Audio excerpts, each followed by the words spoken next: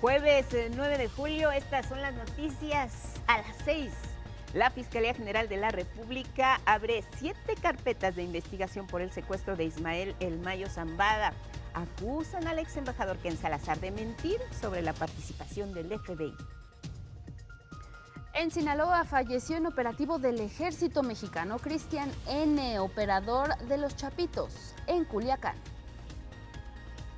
Buenas noticias. En la economía, México logra récord histórico en materia de empleos, todos registrados ante el IMSS. La inflación cae a 3.6%, alcanzando su nivel más bajo en 8 meses. En el mundo, Estados Unidos rompe el cese al fuego y bombardea el sur de Irán. En tanto, Irán responde con un ataque a 85 objetivos militares norteamericanos en el Golfo Pérsico. Ya es oficial, Rafa Márquez asume la dirección del proyecto deportivo de nuestra selección con miras a continuar hacia el Mundial 2030. La Academia de Artes Cinematográficas anuncia las nominaciones a los premios Ariel 2026. La cinta En el Camino lidera la edición de este año, pues está nominada a 13 estatuillas. ¿Cómo están? Muy buenos días. Gracias por acompañarnos esta mañana. Bueno, qué tormentón el de ayer, Angie. Por lo menos aquí en Ciudad de México, sabemos que en otras partes de la República también llovió tremendamente, pero bueno, aquí estamos. ¿Cómo andas? Guadalupe, muy buenos días. Pues ya es jueves 9 de julio. Les damos la bienvenida, por supuesto, y en efecto, lluvias bastante intensas, particularmente en la Ciudad de México se activaron alertas anaranjada, amarilla en algunas alcaldías. Más adelante les vamos a contar todos los detalles. Y les recordamos, transmitiendo en Sedes Alternas, nuestro espacio informativo con todo un equipo de trabajo pendiente de llevarle puntualmente los hechos de las últimas horas. Nuestra sede tomada desde el 21 de mayo nos impide ingresar a las instalaciones, pero aquí seguimos con el compromiso de informar. Así es, también agradecemos a quienes nos siguen a través de Radio Instituto Politécnico Nacional en el 95.7 de FM y hoy agradecemos a Ivonne Cárcova y a Vanessa Salazar por su interpretación en lengua de señas mexicana. Síganos en las redes sociales, ahí en YouTube se pueden suscribir a nuestro canal de 11 Noticias y leemos todos sus comentarios. Vámonos directo con los detalles.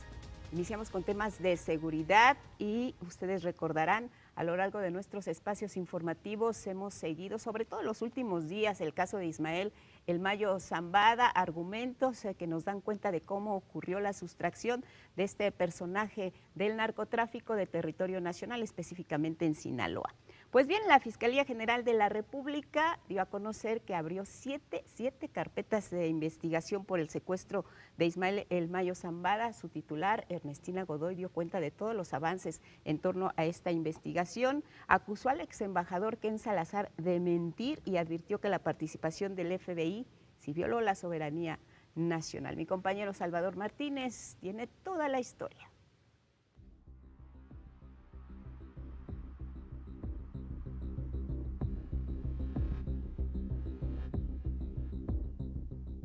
Que estaríamos de cara a 3 situaciones graves.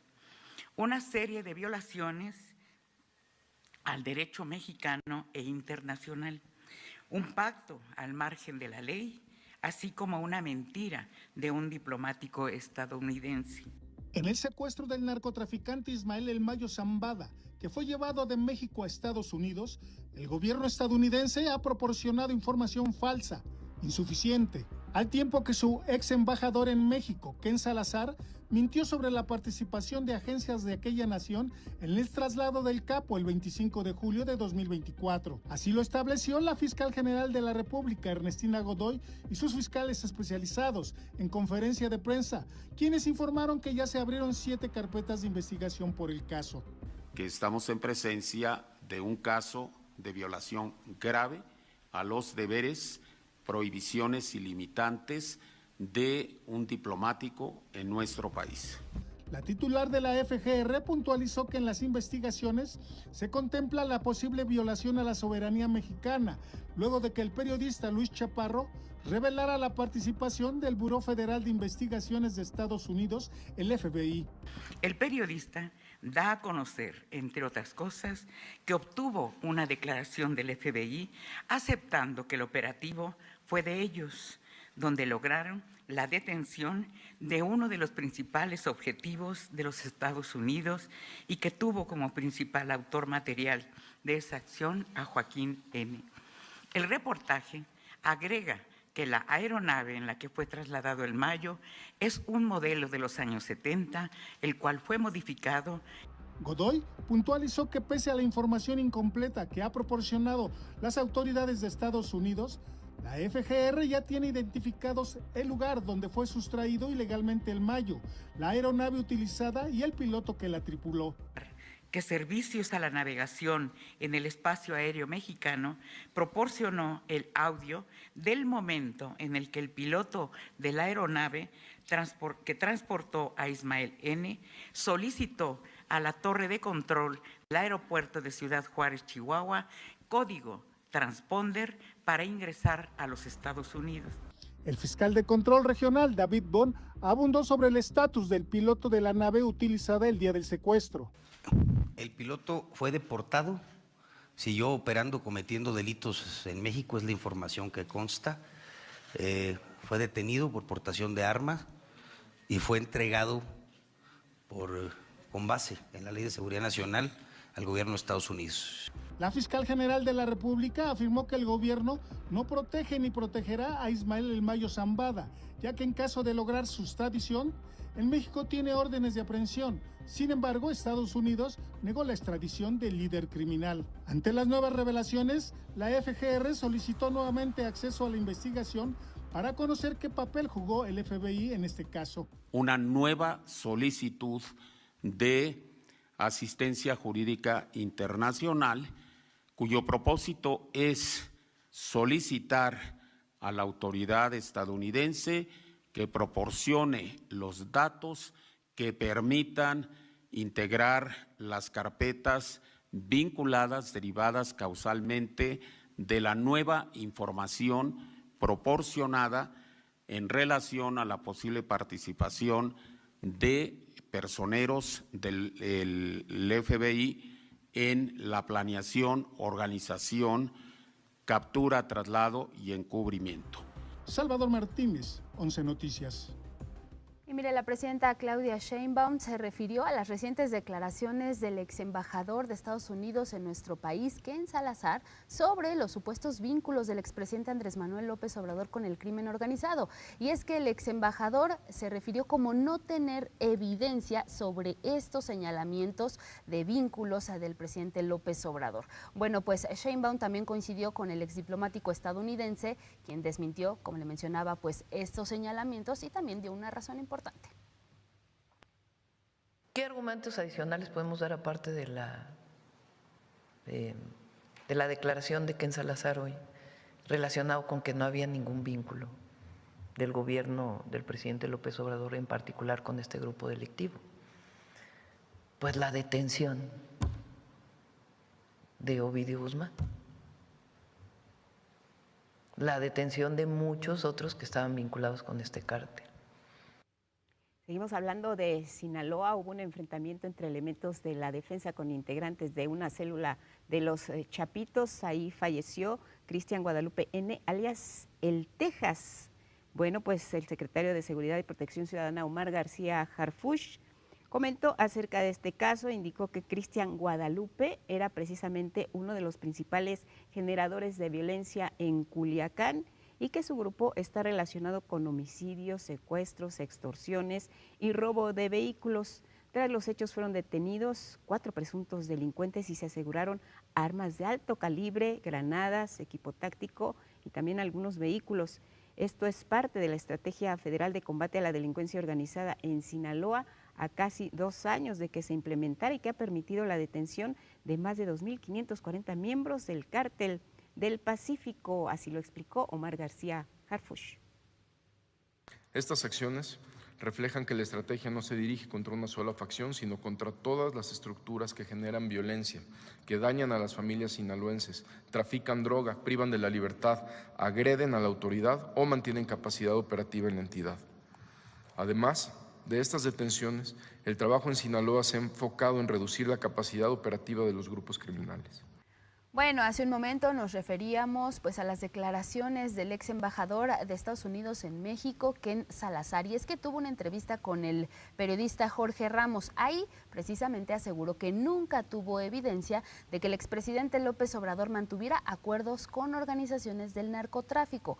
Contrario a lo que algunos medios y pues comentaristas en México aseguran, que el expresidente mexicano pues tendría miedo de lo que pudiera revelar Ismael El Mayo Zambada una vez que fue secuestrado y trasladado hasta Estados Unidos. Pues el ex embajador estadounidense también respondió sobre lo que escribió en su libro más reciente de nombre Fronteras, mi lucha por una América inclusiva, y por sus propios dichos se está contradiciendo. Vamos a escucharlo directamente. El presidente López Obrador, y cito, está muy preocupado por la información de que Estados Unidos puede obtener del Mayo y sigue como si el Mayo Zambada pudiera soltar la sopa. ¿Quién es esa cita? ¿Es alguien que nos puede decir quién es? ¿Y por qué el presidente entonces López Obrador estaba tan preocupado? Mira, Jorge, primero yo nunca tuve evidencia que López Obrador, Andrés Manuel López Obrador, licenciado, estuviera haciendo cosas de ese tipo. Esa evidencia nunca se me presentó. Y eso lo digo y sí le tengo respeto yo al presidente López Obrador. O sea que no hubo acuerdos con narcos, no había acuerdos de López Obrador con narcos. Yo no tengo a conocer que eso ocurría. Bueno, pues ahí lo que el ex embajador aclaró, pero lo que sí recordó Ken Salazar, pues es el caso del exsecretario de Seguridad Pública durante el gobierno de Felipe Calderón, y nos referimos a Genaro García Luna, quien, como sabemos, pues fue condenado por Estados Unidos por delitos relacionados con el narcotráfico. Así se refirió Ken Salazar. Yo no tenía esas evidencias, ¿no? Lo que se sabía es que había corrupción en México, en muchos lugares del gobierno, desde los lugares locales hasta donde llega, ¿no? Se conoce muy bien el caso de personas que servían en el gabinete, incluso José García Luna, donde ellos pues estaban ya hallados por los jurados aquí en los Estados Unidos muy corruptos. Bueno, y cuando Jorge Ramos le cuestiona sobre la detención de Ismael El Mayo Zambada y también de Joaquín Guzmán López, pues Ken Salazar insiste que el gobierno de Estados Unidos no participó en el operativo en territorio mexicano. ¿Usted sabía de esa operación? Miren, de la operación no la sabíamos nosotros, no la sabía los Estados Unidos, no lo sabía nadie de los Estados Unidos que me dieron a conocer. Y eso se lo comuniqué muy claramente a todos los oficiales de México. En otros asuntos, el exdirector de Pemex, Víctor R., va a continuar en la cárcel. Y miren, el caso ha estado dando mucho de qué hablar. Una jueza le dictó prisión preventiva por violencia familiar y vicaria. Así que deberá continuar su proceso recluido en el penal de Atlacholoaya, esto es en Morelos. Mi compañero Gilberto Molina nos cuenta cómo la defensa intentó bajo un argumento jurídico evitar la prisión de Víctor R., pero finalmente no lo logró. Una jueza especializada de control dictó prisión preventiva en contra del exdirector de Pemex, Víctor R., por los delitos de violencia familiar y violencia vicaria. La defensa del hombre que agredió a su pareja y denunciante, María Felicia Jiménez, según consta en un video que se hizo viral, apeló a un recurso de excepción para que el exfuncionario evadiera la cárcel. No prosperó. Seguirá recluido en el penal de Atlacholoaya, Morelos, donde este miércoles se llevó a cabo la audiencia inicial y está radicada la causa penal por ser la entidad donde se registraron los hechos. Se alegó un tumor maligno de próstata del hombre de 69 años, pero no fue presentado un estudio médico que acreditara el padecimiento, de acuerdo con la jueza. La defensa legal también denunció un supuesto linchamiento mediático a partir del juicio de las redes sociales. O sea, el linchamiento mediático es lo que más le preocupa. Claro. Pues están sentenciados sin previo juicio. Y como sociedad nos estamos perdiendo en la objetividad, ¿sí? Nos estamos dejando manipular por el efecto de las redes sociales y lo mediático. La víctima, María Felicia Jiménez, denunció que ha sufrido constante violencia física del exdirector de Pemex desde 2022. A eso también tendrá que responder la defensa legal.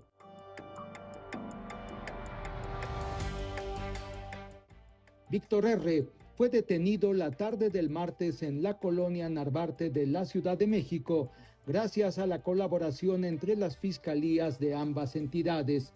De inmediato, fue trasladado al penal de Atlacholoaya, Morelos. Allí duerme, a la espera de la audiencia de una eventual vinculación a proceso fijada para el próximo lunes. 11 Noticias, Gilberto Molina. Vamos a cambiar de tema, vámonos con asuntos económicos, porque mire, nuestro país va a exigir a Estados Unidos la eliminación de aranceles al acero, al aluminio y al sector automotriz. Esto como parte de la mesa de trabajo bilateral sobre la revisión del TEMEC a realizarse el próximo 20 de julio aquí en la Ciudad de México. El informe que envió la Secretaría de Economía a la Comisión Permanente sobre esta revisión del tratado entre México, Estados Unidos y Canadá, el TEMEC, establece que en total la delegación mexicana pondrá sobre la mesa 6 prioridades durante estas conversaciones. Además de exigir la eliminación de estos aranceles del aluminio, también al acero, pues se suman no aplicar medidas unilaterales como la imposición de otros aranceles. También va a plantear preservar las reglas y ventajas del sector automotriz, dar solución a 14 asuntos pendientes de 54 que se tenían originalmente, y también pedirá garantizar la seguridad jurídica para los negocios. Derivado de las políticas arancelarias del gobierno de Estados Unidos, 13 de los 14 tratados comerciales que tiene Estados Unidos pues están prácticamente inoperantes. El único que sigue en pie es el de América del Norte, es decir, el TEMEC. Así destacó el documento que revisará la Comisión Permanente. Hay buenas noticias en otros ámbitos de la economía mexicana. Histórica creación de empleos y la inflación con un récord en los últimos 8 meses se ubicó en 3.6%. Buenas noticias para el consumo de las y los ciudadanos. Armando Gama.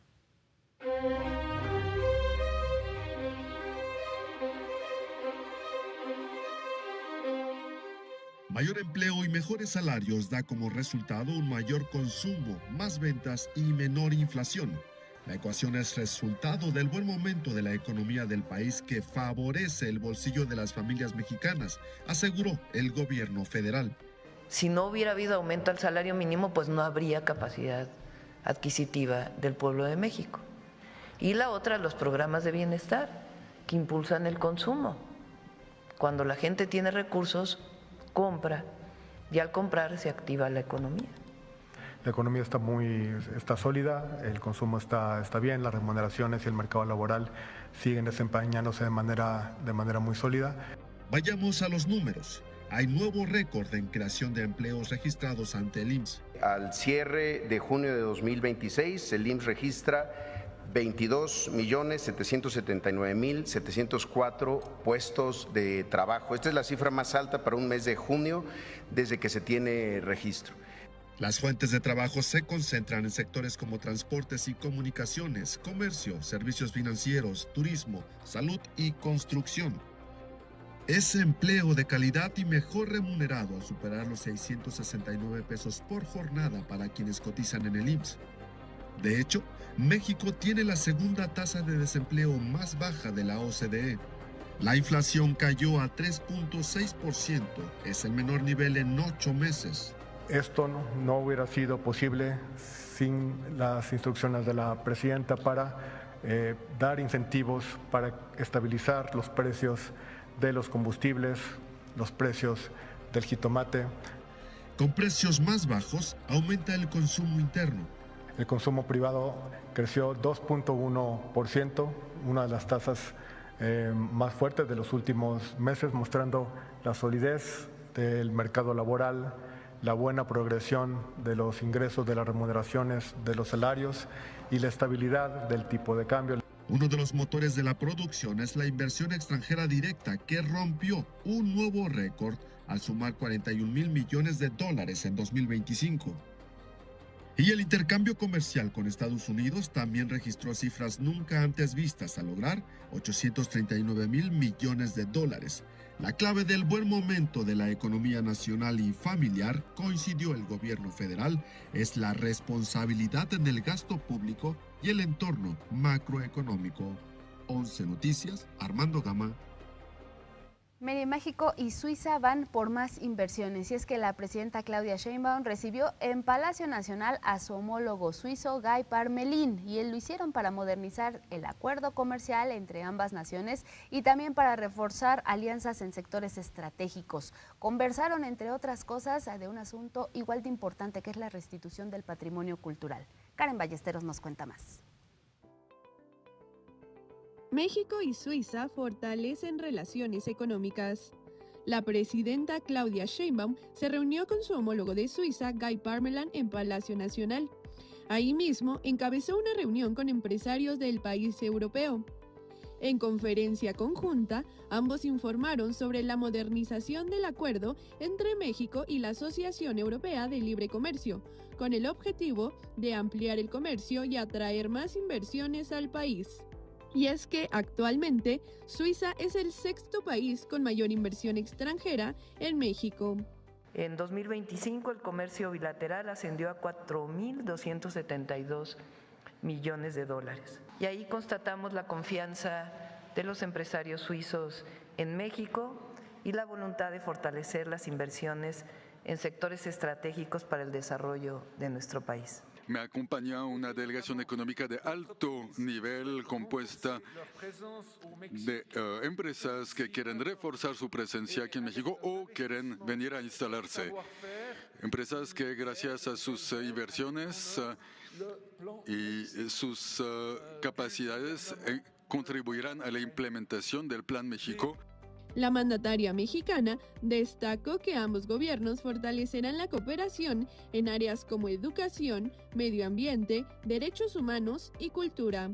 Agradecer de manera personal al presidente Parmelin, y es el acuerdo que tenemos en el patrimonio cultural.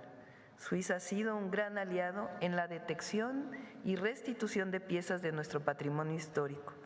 Desde 2018, 67 objetos culturales han regresado a la nación. Y en cuanto a la agenda global, Guy Parmelin y Claudia Sheinbaum coincidieron en la importancia de promover la solución pacífica de conflictos y fortalecer el respeto al derecho internacional. Suiza y México también comparten la visión de un orden internacional basado en el respeto del derecho internacional, basado en instituciones multilaterales sólidas, base de la estabilidad, la prosperidad y la paz. Con imágenes de Christopher Dávila, 11 Noticias, Karen Ballesteros.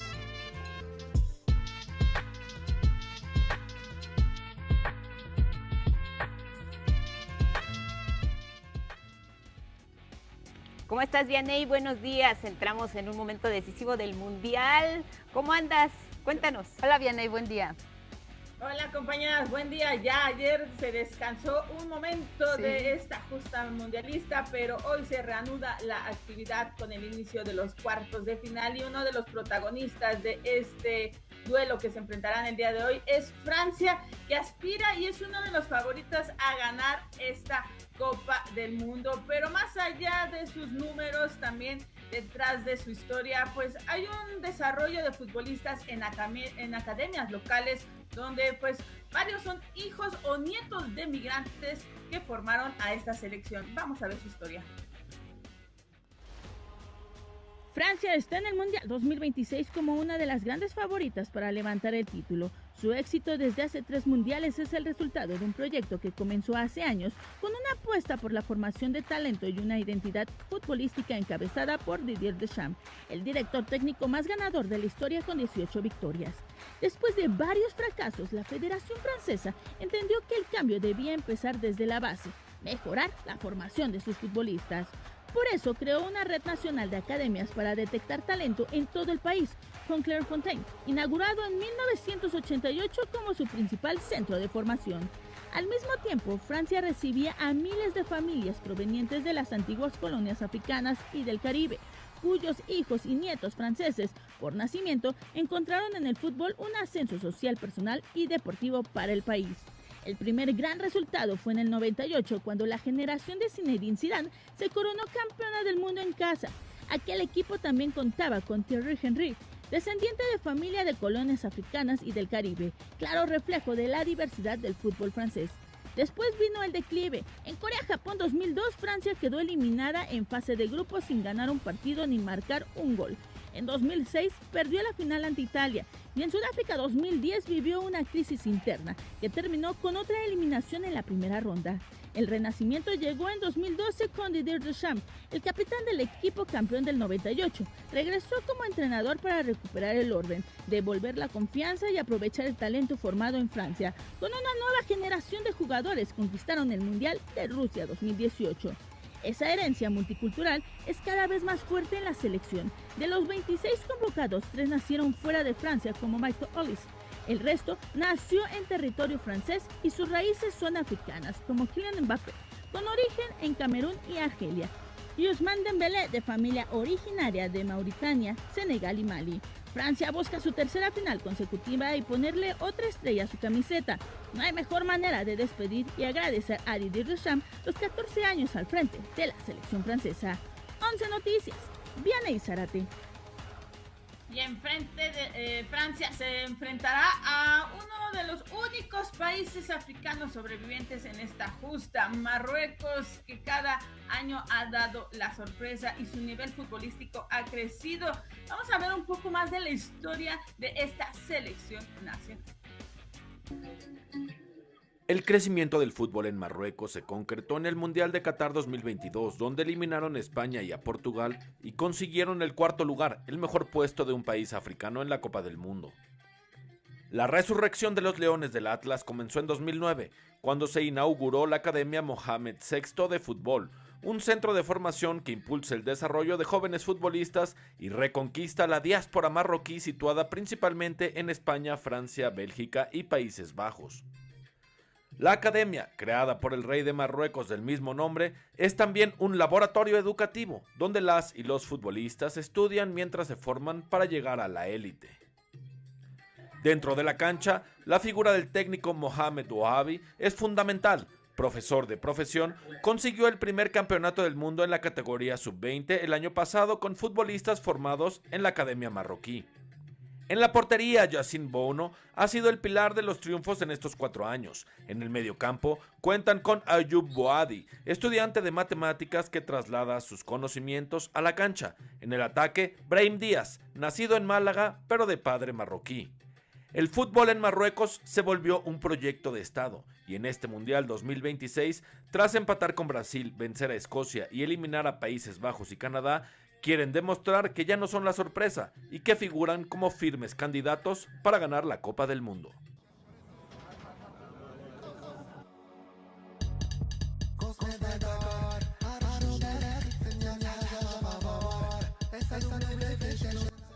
Once Noticias, Juan Pablo San Esteban.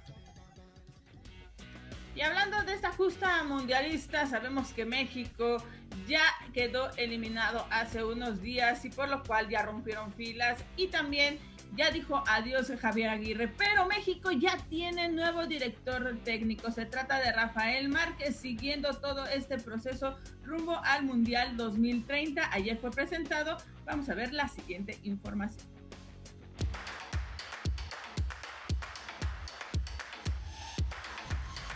Rafael Márquez ya es oficialmente el nuevo director técnico de la selección mexicana, tras la eliminación del tricolor en los octavos de final del Mundial 2026 y la salida de Javier Aguirre. La experiencia de Márquez como entrenador es como auxiliar de El Vasco en el último proceso mundialista y antes dirigió al Barcelona B, la filial del Club Barcelona, donde se forman los jóvenes talentos de la cantera, conocida como La Masía.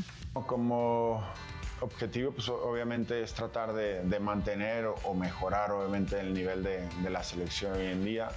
Creo que hay una muy buena base y ya un trabajo hecho durante la etapa pasada y sobre todo pues tratar de llegar lo más lejos posible y intentar mejorar el nivel del fútbol mexicano.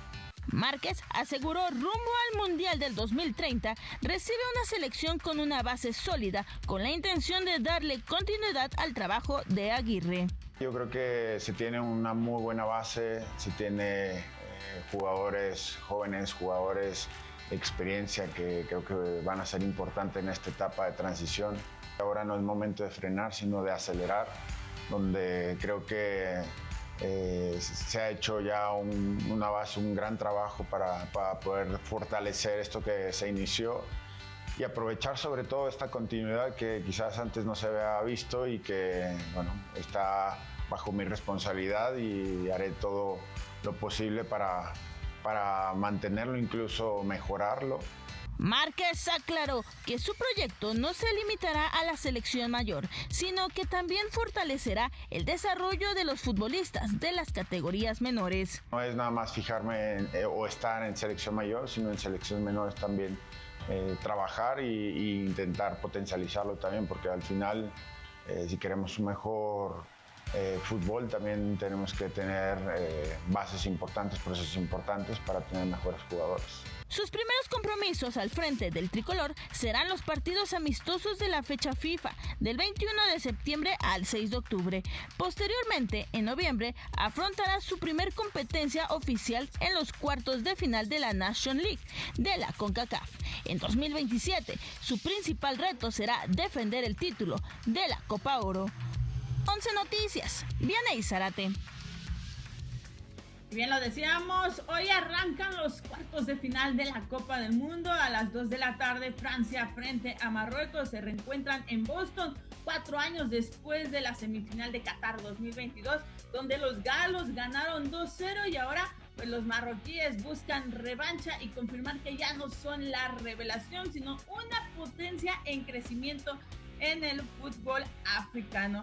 Y vamos a más información, y es que después de romper la concentración con la selección nacional, Gilberto Mora regresó a Tijuana, específicamente al Colegio Alemán, para recibir su certificado del bachillerato. El futbolista de 17 años se graduó así ya de la preparatoria para matricularse en la universidad y estudiar administración de empresas. El mediocampista mexicano estuvo acompañado de sus padres y el exfutbolista Gilberto Mora explicó que cuando tenía tiempo se presentaba a la escuela y cuando no podía por los viajes o las concentraciones le mandaban las tareas y cuando regresaba tenía que presentar los trabajos.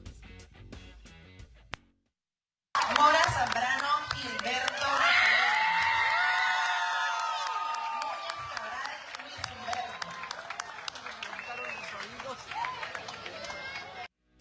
Mientras tanto, aquí en la capital, el Cruz Azul oficializó a Joel Wiki como el director técnico para el torneo Apertura 2026, que comenzará el jueves 16 de julio. El estratega de Cruz Azul se comprometió a obtener el bicampeonato de la Liga MX, el de campeón de campeones, la Leagues Cup y la Champions League, y se espera que la próxima semana el seleccionado nacional Eric Lira se sume a los entrenamientos ya del equipo.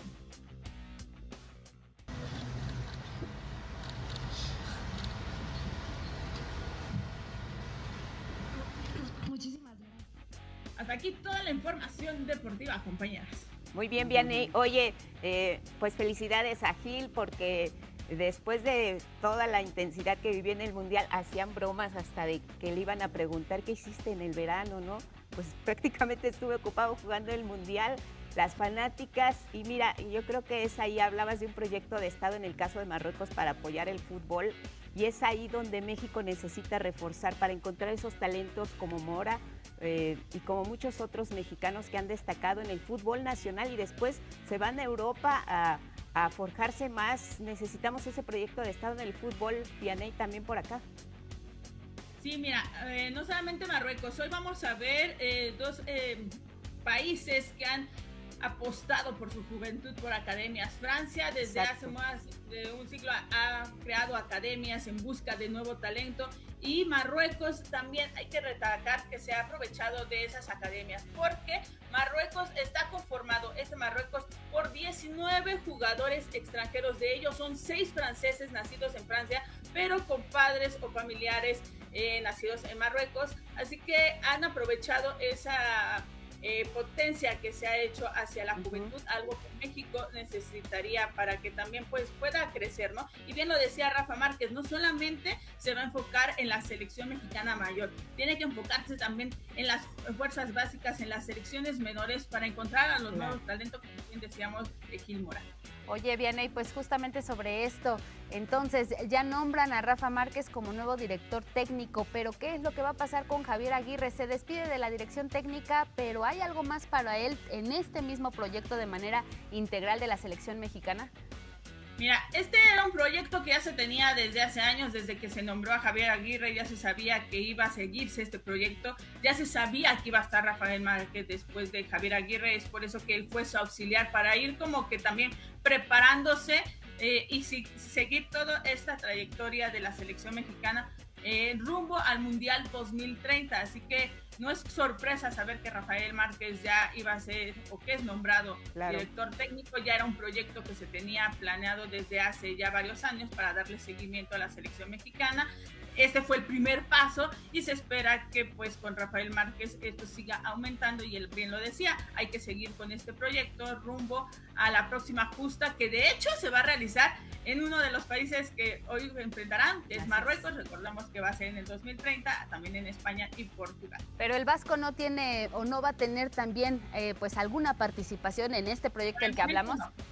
No, él ya decía que termina su participación en la selección mexicana y hasta ahí pues él rompe filas, dejándole ahora el proyecto a Rafael Márquez. Bueno, pues vamos a ver cómo se mueven las cosas. Es ambicioso decir que el partido de hoy, Francia-Marruecos, es final adelantada, Vianey, pero va a estar intenso. ¿Cómo lo ves? Sí, ya podríamos decir que muchos dicen que sería una final, ya todos los partidos dicen que son finales adelantadas, pero sí será como una revancha. Recordemos que se enfrentaron hace 4 años en las semifinales específicamente, donde Francia venció a Marruecos 2-0, pero Marruecos ha ido creciendo, bien lo decíamos, paso a paso, ha tenido una extraordinaria justa mundialista. Empató con Brasil, derrotó a Escocia y Haití, eliminó a Países Bajos en tanda de penales, también se complicó, y goleó a uno de los anfitriones, que fue Canadá, en los octavos de final. Aparte, nada más también hay que destacar que los Leones de Atlas pues siguen haciendo historia al convertirse en la primera selección africana en alcanzar 2 veces los cuartos de final, y además escribieron historia en esta justa mundialista a ser el primer equipo en tener a 11 jugadores nacidos en otro país en un juego, y esto lo hicieron ante Brasil. Fueron 25 los últimos 25 minutos cuando alinearon a 11 jugadores provenientes de otro país que no fuera Marruecos, recordando todo este pues historial que tienen este país como Francia y España. Pues 2 de la tarde hoy, como nos dices, muy, pues más bien imperdible este encuentro. Gracias, Vianey. Mañana nos encontramos y nos cuentas. Oye, ¿no te atreves todavía a darnos un pronóstico? Si ya, danos uno.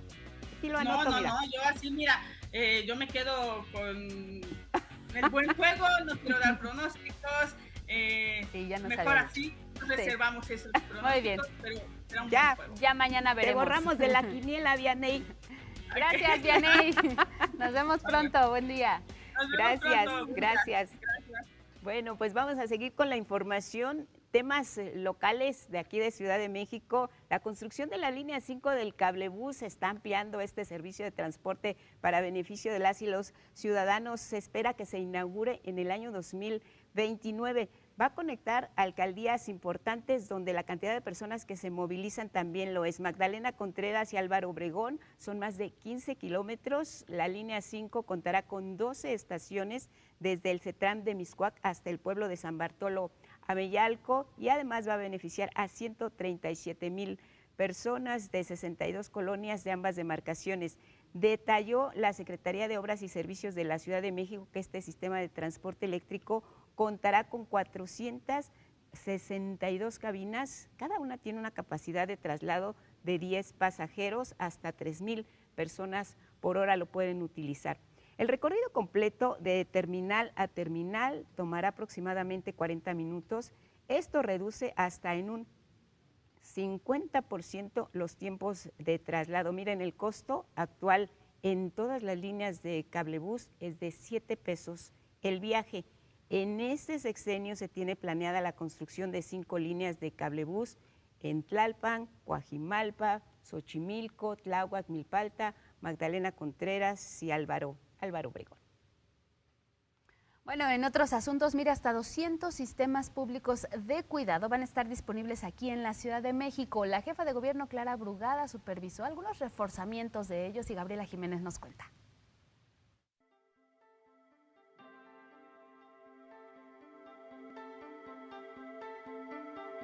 El Sistema para el Desarrollo Integral de la Familia DIF de la Ciudad de México ahora incluirá un sistema público de cuidados en sus módulos de atención.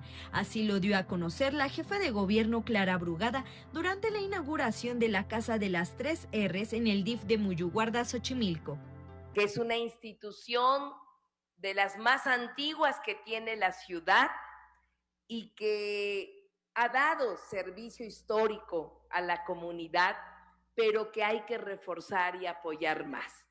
Entonces, en cada DIF de la ciudad estaremos diseñando un modelo que nos ayude a mejorarlo y a implementar el sistema público de cuidados. Se intervinieron un total de 4,000 metros cuadrados para la instalación de 49 nuevas actividades dedicadas al cuidado y redistribución de labores del hogar, como acceso a lavandería gratuita, comedor público, centros de cuidado para la primera infancia, casas de día para adultos mayores, zonas de rehabilitación para personas con discapacidad y servicios de salud. Va a beneficiar a mucho más habitantes con diferentes actividades de calidad que no se daban en nuestro centro DIF y que ahora se van a establecer muchas actividades y de calidad. Por ejemplo, vamos a tener el Centro de Atención y Desarrollo Integral para nuestras niñas y niños. El secretario de Bienestar e Igualdad Social capitalino, Pablo Llanes, recordó que en total se realizarán 200 sistemas públicos de cuidado locales durante el sexenio. Se busca construir una amplia red de cuidados con 200 casas a lo largo de esta administración de fácil acceso en la lógica de la ciudad de los 15 minutos. La C de cuidados es también la C de cercanía. 11 Noticias, Gabriela Jiménez.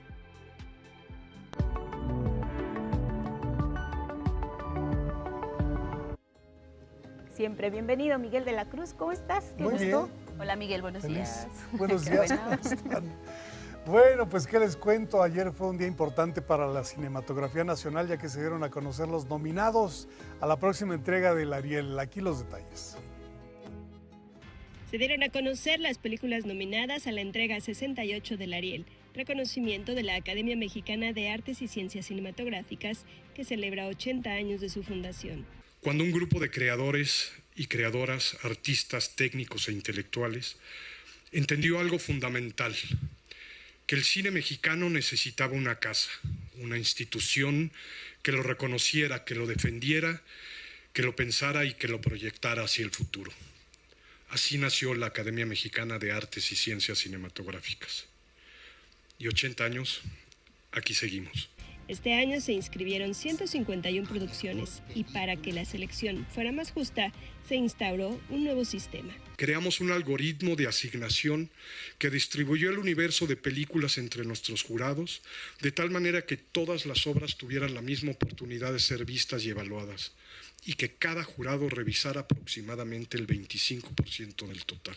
25 categorías destacaron las películas En el camino de David Pablos o Último Azul de Gabriel Mascaró, El diablo fuma y guarda las cabezas de los cerillos quemados en la misma caja de Ernesto Martínez Bucio, Vainilla de Mayra Hermosillo y Cocodrilos de J. Javier Velasco, entre otras que se podrán ver antes de la premiación.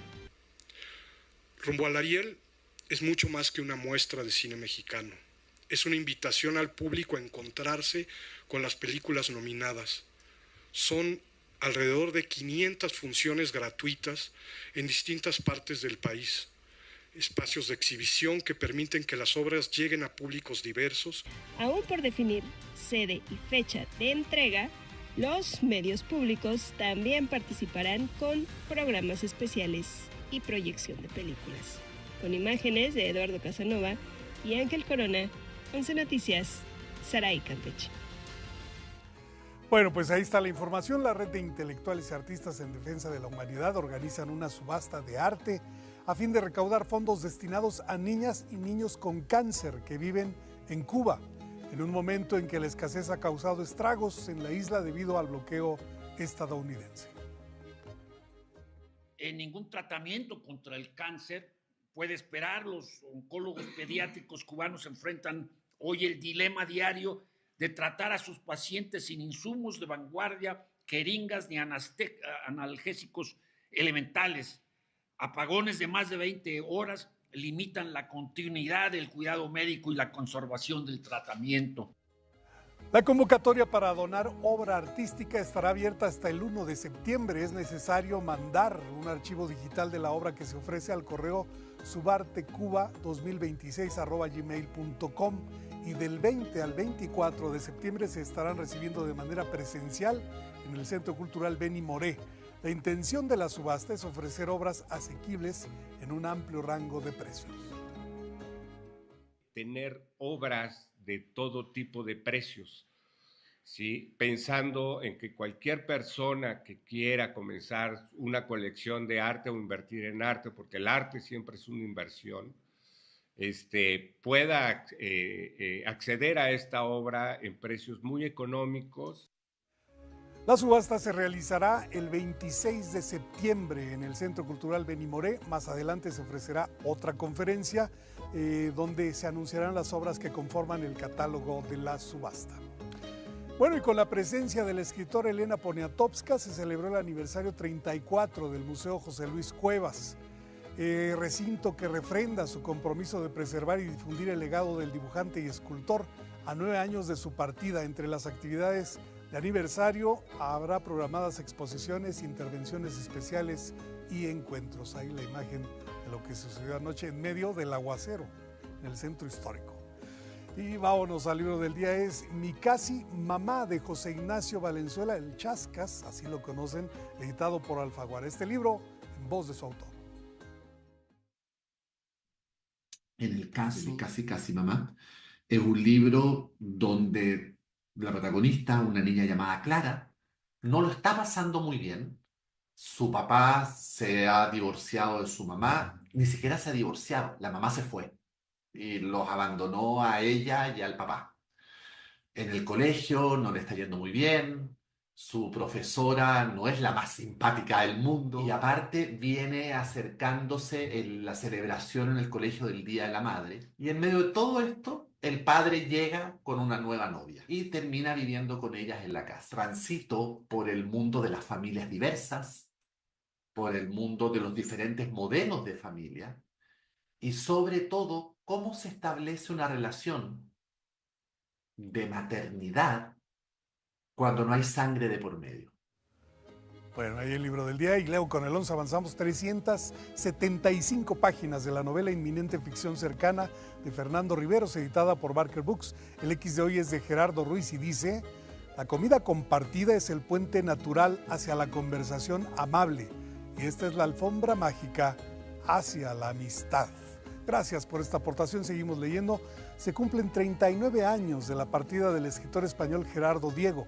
Premio Cervantes en 1979, en su honor el poema del día Sueño, que en alguna parte dice: si sueñas que estás conmigo, no es solo sueño, lo que te acuna y te mece soy yo, es mi pecho. Quien lo solicite lo comparto completo por X, @Miguel D, solo la de L.A. Cruz. Hasta aquí Cultura. Oye, ¿qué tal con las nominaciones a los premios Ariel, Miguel?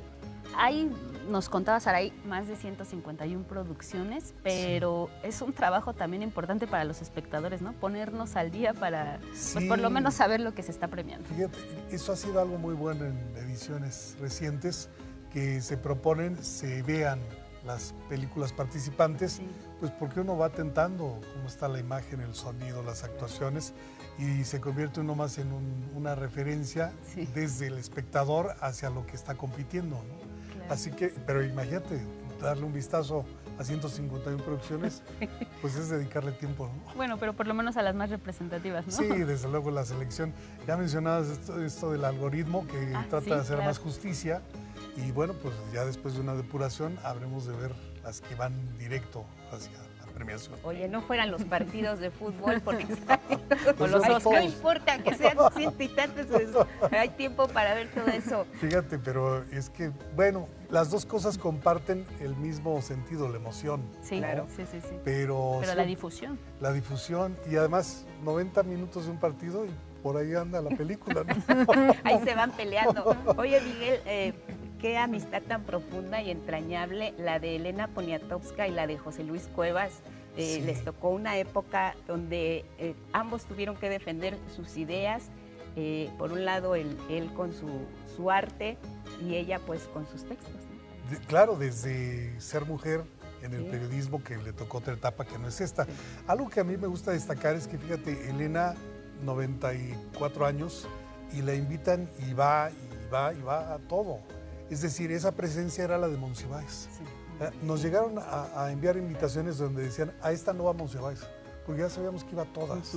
Y Elena, pues hace poco mencioné que estuvo en un lugar, hace poco en otro. Ayer en medio del aguacero dije, Elena, yo creo que se queda en su casa. No, Elena estaba ahí. Y qué bueno si tiene la fuerza, el ánimo, el entusiasmo, su presencia, como dices, es muy importante en una actividad tradicionalmente conocida como cultural, y su presencia significa mucho. Incluso no hubo palabras de ella, pero saber que está ahí y que estuvo en momentos importantes de la vida cultural, donde estaba José Luis Cuevas, pues es algo que se goza cuando se está ahí. Sí, definitivamente. Esto que nos platicabas, Miguel, también de la subasta, pues ahí en el Centro Cultural Benimoré, definitivamente pues va a ser importante, pero pues claro, para quien tiene las posibilidades, es por una buena causa. Es por una buena causa, y hay que tomar en cuenta que hay arte de distintos rangos. Sí. Y esos distintos rangos de repente se convierten en otros, es donde hay una buena oportunidad para invertir.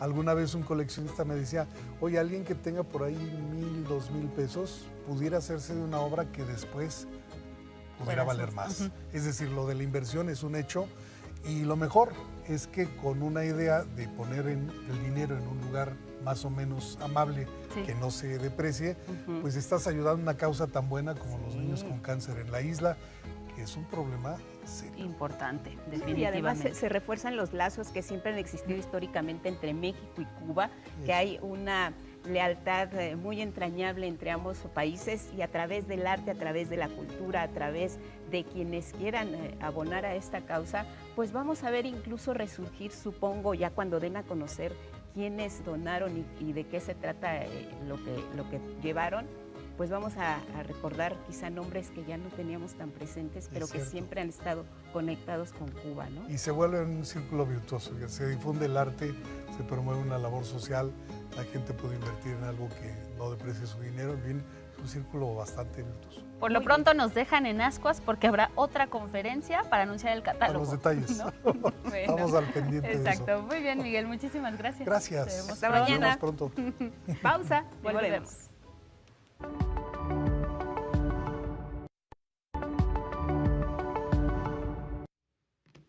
Son las 6:59 en la hora del centro. Continuamos con más información. Tremendas lluvias las que azotaron el Valle de México. Hubo inundaciones, hubo derribo de árboles y el caos vial, que bueno, siempre es tremendo y retrasa la llegada de muchas personas a su destino.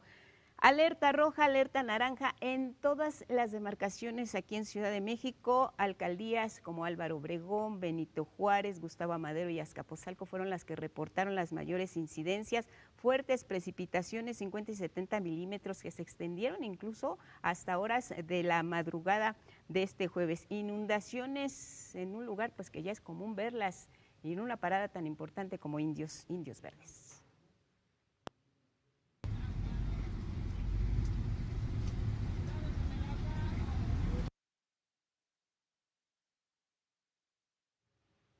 Son las y los usuarios de redes quienes comparten estas imágenes, como nos podemos dar cuenta de la magnitud de las lluvias. También en la Cámara de Diputados, vean estas imágenes.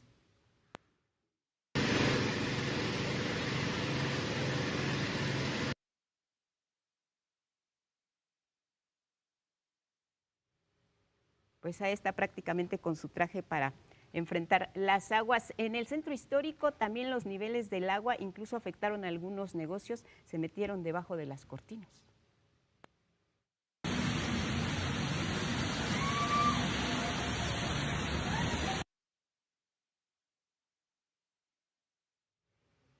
Y así lució la zona de taquillas de la estación San Lázaro. Miren nada más las imágenes.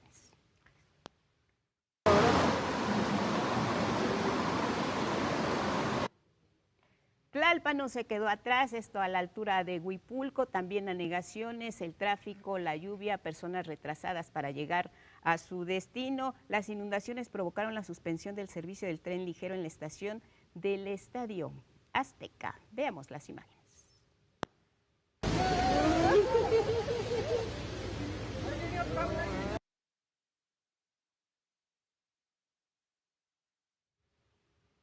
Bueno, y precisamente por estas lluvias tan intensas en la Ciudad de México, el sistema de transporte colectivo Metro suspendió su servicio en las estaciones Misterios, Valle Gómez, Consulado Eduardo Molina y Aragón, es la línea 5. De manera provisional, los trenes mantenían operaciones de Politécnico a La Raza y de Oceanía a Pantitlán. En el tramo sin servicio, las personas utilizaban el servicio de transporte emergente RTP y como alternativas estaban las líneas 4 y 6 del metro. Más temprano, esta mañana, el director general del Sistema de Transporte Colectivo Metro, Adrián Rubalcaba, pues informó que ya se normalizó el servicio en toda la línea 5 del metro, pues tras estas intensas lluvias que provocaron el ingreso de agua en la zona de vías de la interestación Eduardo Molina a Consulado. Reconoció a los trabajadores y trabajadoras precisamente pues por permitir que laboraron toda la noche para que pues esta operación pudiera normalizarse ya este jueves la mañana. Muy temprano, a las 5 de la mañana, se actualizó esta información. Otros asuntos, miren, el gobierno de México no blindó al gobernador con licencia de Sinaloa, Rubén Rocha Moya, como publicaron algunos medios de comunicación al reservar precisamente notas diplomáticas. Esto lo afirma la consejera jurídica de la presidencia, Luisa María Alcalde. Sabemos que tiene una sección en Palacio Nacional que se denomina Derecho de Réplica, donde apareció la subsecretaria para América del Norte, Cristina Planter, con un argumento y la explicación de cómo las notas diplomáticas intercambiadas con autoridades extranjeras se reservan, dice, por su carácter confidencial, lo que se fundamenta en la Ley General de Transparencia y Acceso a la Información Pública, así como al derecho internacional. Escuchamos a la subsecretaria Cristina Planter. Revelar comunicaciones diplomáticas bilaterales vulnera la confianza recíproca y compromete la cooperación internacional en curso. Adicionalmente, y en este caso en particular, por parte de la información relacionada con este caso, se encuentra vinculada con investigaciones en curso. No obstante, dijo que por instrucciones de la presidenta y también en aras de la transparencia es que la Cancillería hizo públicos estos documentos relacionados con la solicitud de extradición, de detención con fines de extradición enviada a México. Esto fue el pasado 29 de abril contra 10 personas que fueron acusadas por la Fiscalía del Distrito Sur de Nueva York, entre ellos el gobernador con licencia, Rubén Rocha Moya, gobernador de Sinaloa. Bueno, vamos a hablar ahora sobre pues un asunto que ha estado rondando los medios de comunicación y las redes sociales, y es en referencia a una persona de origen argentino de nombre Eduardo Feynman, y es que esta persona aseguró que la selección de fútbol de Ecuador recibió amenazas por parte del crimen organizado en México para que perdiera ante la selección mexicana. Bueno, la presidenta Claudia Sheinbaum se refirió a este asunto y consideró que los dichos de esta persona, pues al ser avalados por personajes como el empresario Ricardo Salinas Pliego, reflejan principalmente el odio de la derecha mexicana hacia nuestro país. Escuchemos cómo lo dijo. Sí. Un pseudo periodista lo que dice de las y los mexicanos. Y este es el aliado de la derecha mexicana. O sea, la derecha mexicana no quiere a las mexicanas y a los mexicanos, no quiere al pueblo de México. Pues la derecha mexicana odia al pueblo de México. Bueno, ahí en la conferencia matutina en Palacio Nacional, la presidenta Claudia Sheinbaum presentó esta transmisión de los dichos de esta persona argentina que, como sabemos, pues es amigo de Ricardo Salinas Pliego. Detesto a los mexicanos, los detesto con mi alma. El ahorita ese se los puede meter en el orto. Pero yo estoy con vos, Edu. Yo quería que perdiera México. No, detestables esos tipos. El que sacaste...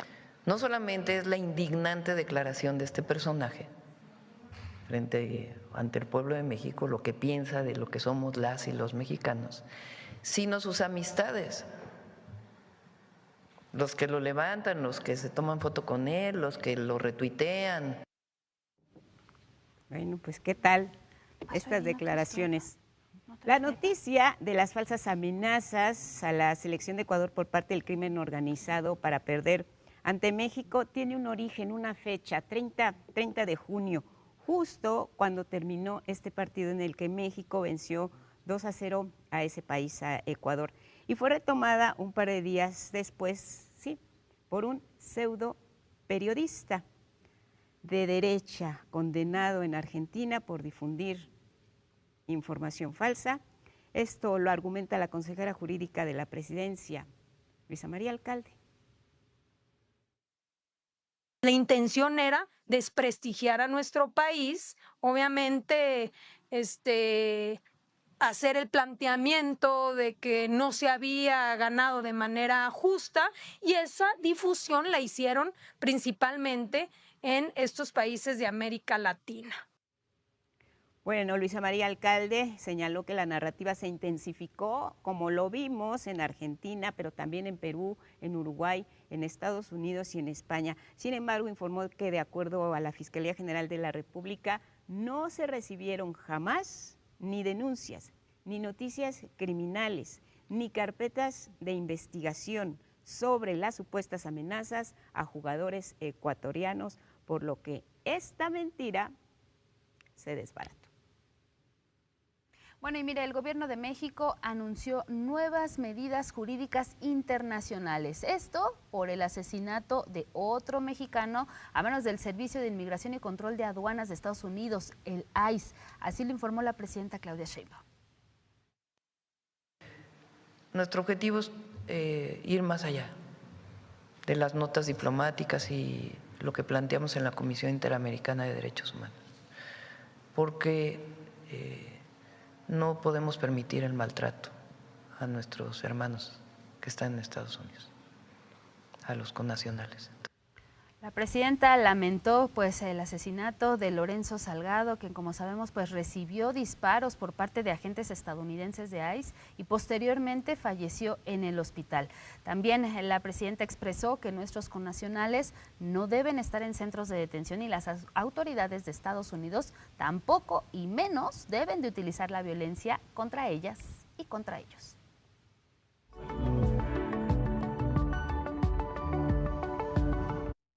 Bienvenido, Heriberto Martínez. ¿Cómo gira el mundo? Buenos días. ¿Qué tal? Hola, Buenos días, Angélica Guadalupe, audiencia del 11.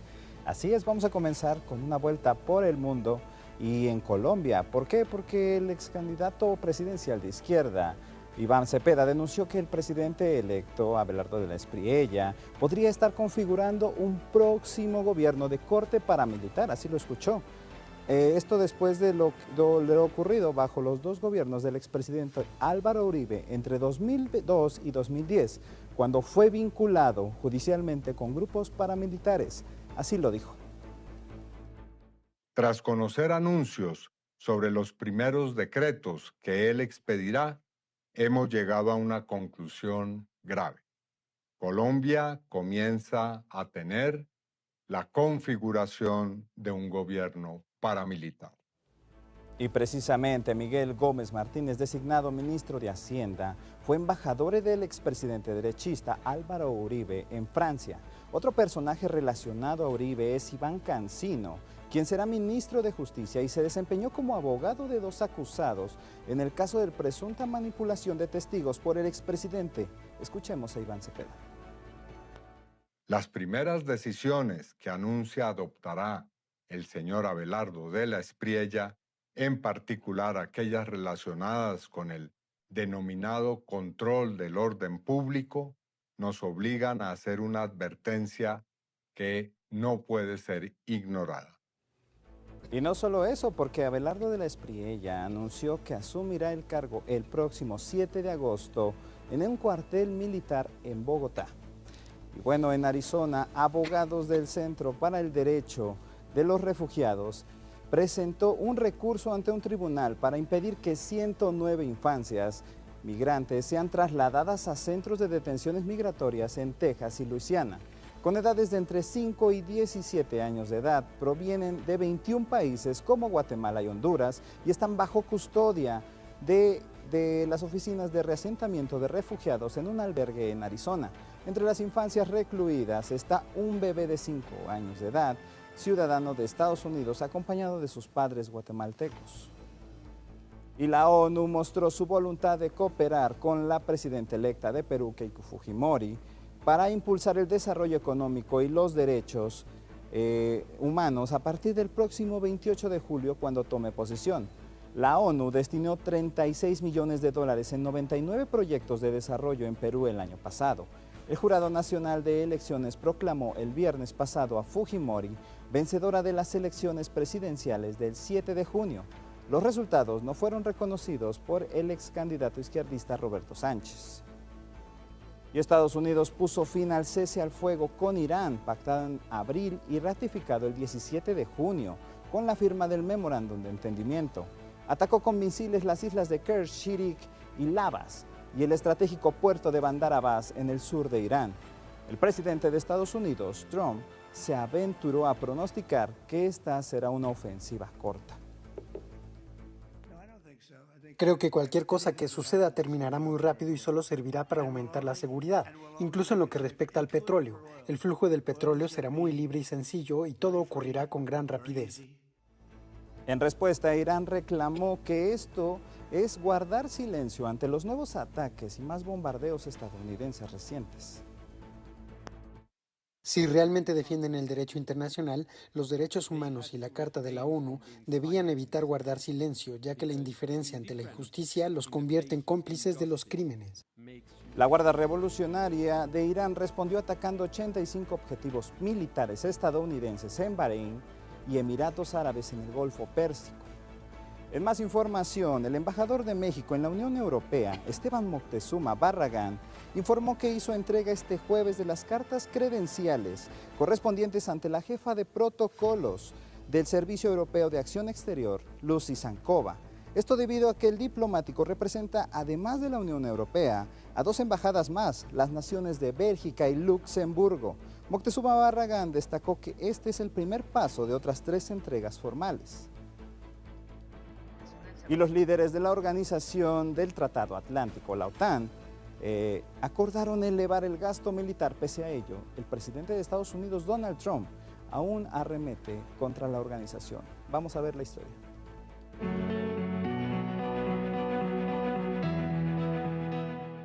En medio de un escenario internacional sacudido por los conflictos, los líderes de la OTAN cerraron filas para redefinir el rumbo estratégico de su defensa común, elevando el gasto militar hasta un histórico 5% del Producto Interno Bruto de cada país integrante. Sin embargo, a pesar del histórico compromiso firmado por las naciones europeas, el presidente de Estados Unidos, Donald Trump, se mostró insatisfecho y volvió a arremeter contra la organización.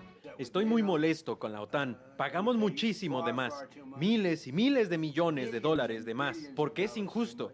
Porque los estamos protegiendo, así que los protegemos, pero ellos no están ahí para nosotros. Piénsenlo, eso no funciona.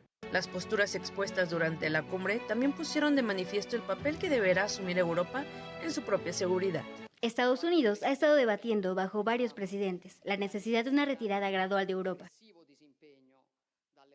No se trata de una retirada política, sino de una diseñada para permitir que la alianza tenga una mayor presencia en diversas regiones. Y como les he dicho en muchas ocasiones, También considero esto una oportunidad para que Europa tome un mayor control de su propia seguridad y, en consecuencia, logre una mayor autonomía. A este debate se sumaron las fricciones entre Washington y Madrid después de que Trump amenazara con medidas comerciales contra España, pese a que el gobierno de Pedro Sánchez respaldó el acuerdo alcanzado en la cumbre, que también garantiza la defensa mutua en caso de ataque y el vínculo transatlántico. Pero estamos muy cerca de nuestros aliados y también de los valores y de los objetivos que inspiraron la creación tanto de la Unión Europea como de la OTAN. La reunión dejó en evidencia que, pese al consenso formal alcanzado, persisten las diferencias entre Estados Unidos y varios de sus aliados sobre el papel de la OTAN y el costo de su estrategia de defensa. 11 Noticias, Sandra Hernández. Y bueno, es parte de lo que tenemos en el panorama informativo el día de hoy. Angélica, Guadalupe. Oye, lo que pasa en Colombia, Eddie, siguen las acusaciones. Ahora Iván Cepeda, pues muy de lleno, acusando incluso al gabinete de el ya presidente electo Abelardo del Espriella. Lo que tampoco parece claro, pues es cómo van a poder lograr un proyecto de gobierno. Por un lado va a haber impugnaciones, acusaciones sobre el pasado de su gabinete, y pues también incluso nos lo contabas ayer mismo, ¿no? Cómo ya el presidente electo está llamando a desobedecer desde ahorita a Gustavo Petro, que todavía es un presidente en funciones. Se ve muy polarizado el asunto en Colombia. Así es, y pues de alguna manera también Gustavo Petro, pues él ha atravesado con este argumento por parte de Abelardo del Espriella de decir, pues no, nosotros siempre tuvimos puertas abiertas en este gobierno. El problema aquí es que Abelardo del Espriella dice que es una falsa paz, ¿no? Y con ese argumento también él está trabajando su mecánica a la hora de estar estableciendo de alguna manera políticas que pues de alguna manera contrastan con el gobierno que actualmente está regido por Gustavo Petro, y sin embargo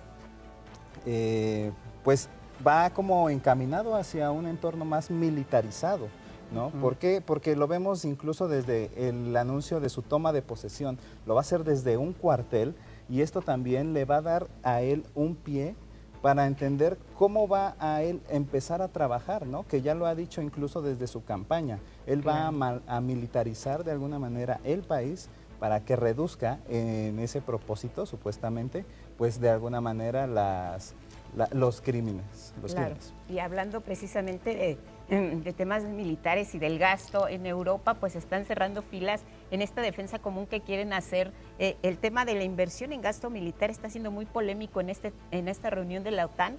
Y bueno, ahí está la presencia de Donald Trump, que siempre causa polémica por sus posturas en torno al tema, ¿no? Sí, uno de los principales países con los cuales constantemente, desde incluso sesiones pasadas en la OTAN, ha sido España. Entonces, a la hora de estar criticando a este país, pues también arremete contra Sánchez, pero Sánchez ayer justo en una de las intervenciones dice, oye, no olvides que tenemos incluso un acuerdo vinculado de estrategia militar en el cual tú no puedes decir fácilmente me voy a salir, ¿no? ¿Por qué? Porque ya viene todo un protocolo diplomático. Aparte de ello, pues también hay estándares y hay políticas que están de alguna manera amparando a todo esto que es el gasto militar, que de alguna manera la Unión Europea pues busca de dejar de depender de Estados Unidos y de Washington para que se cree esto. Oye, Eddie, hablando de la Unión Europea, nos contabas ayer cómo aprobó el Parlamento Europeo pues el Tratado Comercial con México, y ya lo que nos estás diciendo ahorita, Esteban Moctezuma pues ya presenta entrega estas cartas credenciales para poder formalizar pues como embajador allá en la Unión Europea. Sí, justo él el día de ayer celebra esta iniciativa por parte del Parlamento Europeo, más de 400 votaciones a favor de este acuerdo global modernizado, que no solamente beneficia a estas 27 naciones, a este grupo de 27, sino que además también beneficia a nuestro país, porque le va a dar mucha inversión extranjera, no solamente en el sistema agrícola, sino que aparte de eso, pues va a ayudar a que el mismo productor aquí en nuestro país pueda establecer nuevos vínculos comerciales que estén libres de aranceles, porque esa es una de las principales mecánicas que están impuestas en este nuevo tratado o este nuevo acuerdo global modernizado. Claro, y es lo que conviene a México, porque lo hemos platicado aquí, dejar de depender exclusivamente de un mercado como el de Estados Unidos es importante. Así es, sí, justo lo que en algún momento hablaba con uno de los expertos en la Unión Europea y justo también hablaba con uno de los embajadores italiano, me decía que a diferencia del acuerdo Mercosur, sí, que se hace con países de Latinoamérica, está estableciendo políticas balanceadas entre ambas naciones, que es México, la Unión de los 27, y que aparte de eso, pues beneficia no solamente porque va a nutrir sectores que no se veían, sino que también va a implementar otras mecánicas como las medianas y pequeñas empresas, también va a establecer apoyo en seguridad y medio ambiente. Pues ahí está, muy bien. Gracias, Eddie. Al contrario, que tengan excelente día. Nos vamos con otra información también, pero ahora más bien nacional, y es que mire, la salud es un bien primario y para garantizarla desde la equidad, la propuesta de sistemas universales como el que actualmente construye el Gobierno de México son una opción. Bueno, expertas coinciden en que la universalidad médica debe acompañarse de un presupuesto robusto, que mejores condiciones del personal médico, desarrollo también de infraestructura y que incluya la capacidad de atención a toda la población. Vamos a escuchar a Aranza Colchero, ella es investigadora del Instituto Nacional de Salud Pública. El compartir los servicios entre subsistemas permite justo intentar hacer una provisión única, aunque si no mejora la homogeneización tanto de los salarios, de la calidad de la atención, de los recursos disponibles, entonces en realidad no se logra un sistema único. Y es que mire, hubo un conversatorio sobre las publicaciones de la Coalición México Saludable referidas al gasto público en el IMSS, en el ISSSTE y también en el IMSS Bienestar y de sus posibilidades de financiamiento. Bueno, pues Yamila Combs de la Organización Panamericana de la Salud y de la Organización Mundial de la Salud explicó uno de los problemas en el país. Gasto en salud y analizan ahí algunas necesidades y brechas.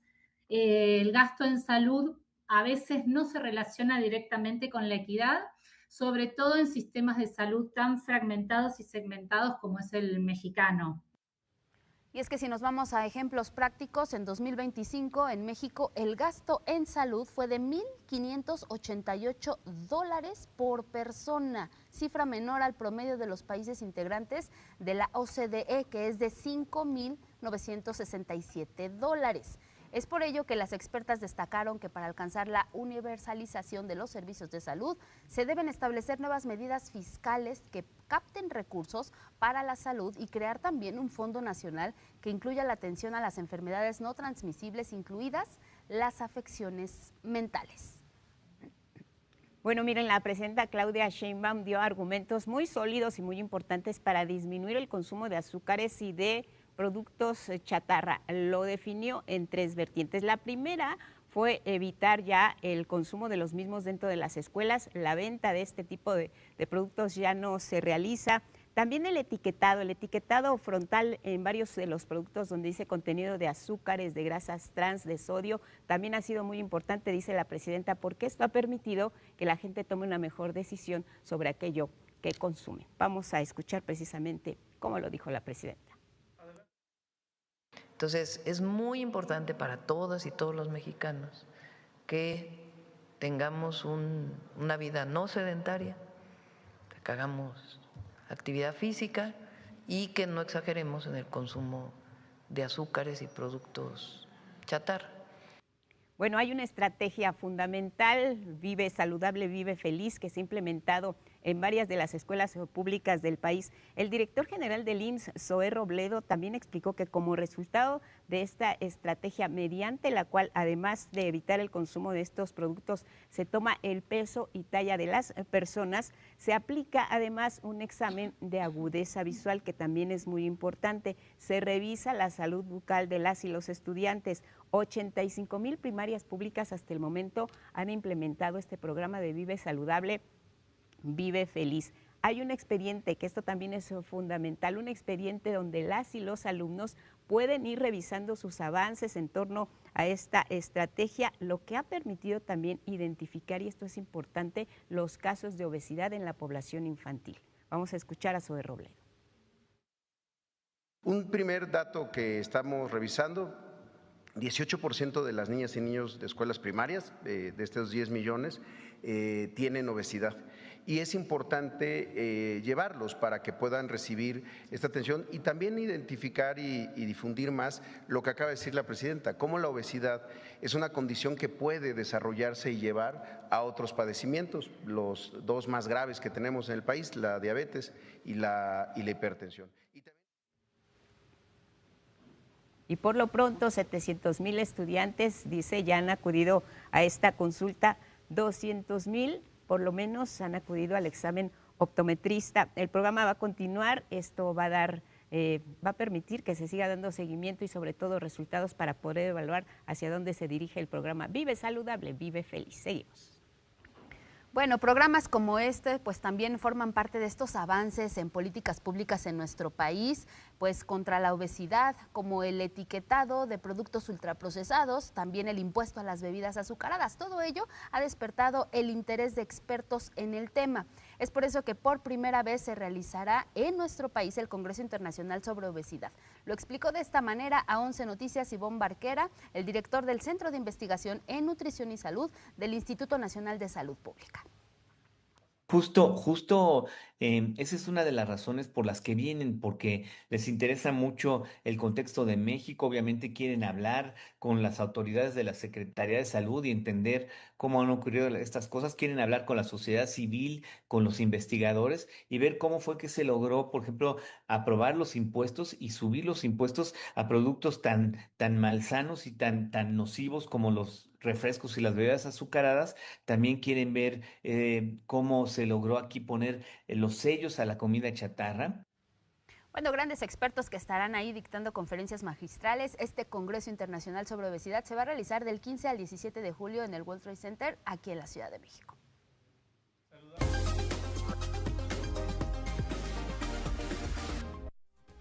Itzel Gómez Gurrola, ayer te extrañamos, pero supimos que estabas en misión especial. Buenos días. Exactamente. Muy buenos días. ¿Cómo estás, Itzel? Muy bien, qué gusto saludarlas. Pues vamos a iniciar con información de los robots humanoides, aquellos que han sido diseñados para ser pareja o también para tener un apoyo emocional.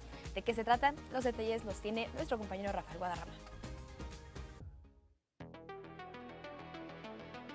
¿Hasta qué punto podemos interactuar con los robots humanoides? ¿Debe existir algún límite entre las personas y la tecnología? Son preguntas que surgen al ver los nuevos diseños de estas empresas asentadas en Shenzhen, el Silicon Valley de China.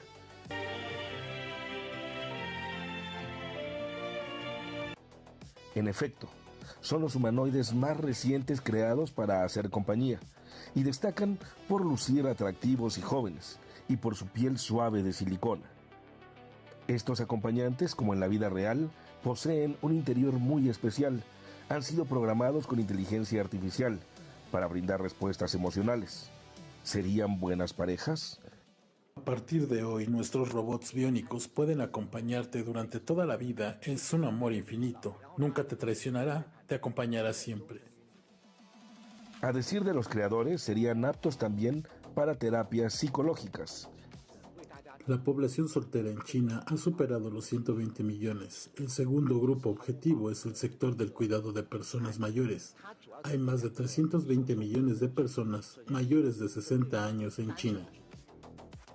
Cada modelo viene en diversas estaturas y presentaciones y cuesta lo equivalente a una. Para comercializarse, requieren permisos que deben gestionar ante la comunidad internacional. Nuestros productos en el extranjero se someterán a certificación y verificación de acuerdo con los requisitos específicos de cada país. ¿Es un vistazo a un futuro viable? 11 Noticias, Rafael Guadarrama. Bueno, sobre información de salud, 1 de cada 10 bebés de menos de 2 años se duerme con algún dispositivo electrónico. Así lo reveló una investigación de una fundación con diversas universidades del Reino Unido. Esta evidencia cobra relevancia porque desde el embarazo hasta los primeros 1001 días de nacimiento es el momento más crítico de desarrollo físico y mental de nuestras infancias. El cerebro del bebé hace 1 millón de nuevas conexiones cada segundo basadas en las experiencias e interacciones con el mundo. pues digamos lo están descubriendo, cada día tienen estas interacciones con él. De ahí la relevancia de entender el impacto de las pantallas en una época en la que la tecnología evoluciona a un ritmo tan acelerado. Las y los investigadores revisaron miles de estudios y encontraron evidencia que preocupa por los resultados negativos en el desarrollo de las y los bebés. Primero, pues hay un mayor riesgo de obesidad, miopía, dificultades para dormir, problemas también de conducta, retraso en el lenguaje, dificultades para entablar amistades. También los investigadores e investigadoras encuestaron a los padres y madres y cuidadores también y encontraron que 70% de los bebés usaban tablets o celulares y algunos de ellos durante varias horas al día. Estas cifras superan los niveles de las recomendaciones de salud actuales, convirtiéndolo en un problema de salud pública. La Organización Mundial de la Salud y la Academia Americana de Pediatría recomiendan 0 horas de pantalla y excluyendo videollamadas con familiares. Bueno, ahora hablemos de temas de medio ambiente. En el Océano Pacífico hay una extensa región desde las costas de Jalisco hasta Oaxaca, donde hay probabilidad de que se forme un sistema ciclónico. En tanto este sistema evoluciona, revisemos el pronóstico del tiempo para este jueves. Será un día lluvioso en gran parte del país, sin embargo, las lluvias más extensas se esperan en Jalisco, Veracruz y Tabasco. También lloverá de forma importante en Sonora, Chihuahua, Durango, Sinaloa, Tamaulipas, San Luis Potosí, Guanajuato, Querétaro, Hidalgo, Puebla, Oaxaca y Chiapas. Y bueno, también en contraste continuarán las altas temperaturas en el noroeste con temperaturas máximas de hasta 45 grados en Baja California, en Sonora, así es que tome todas sus precauciones y también manténgase muy bien hidratados e hidratadas. Y bueno, terminamos con una información también sobre medio ambiente, sobre la conservación de los ecosistemas y específicamente la de las especies. Vamos a hablar el día de hoy de un concepto que nació en 1980. Se trata de una especie paraguas. Bueno, ¿a qué se refiere este concepto? Primero, pues es una analogía con la función de una sombrilla, un paraguas. Nos protege de la lluvia y digamos todo lo que está debajo de ella se mantiene seco. Una especie paraguas, orgullosamente mexicana y que ahora es la mascota de este mundial, es el jaguar, el cual está en peligro de extinción.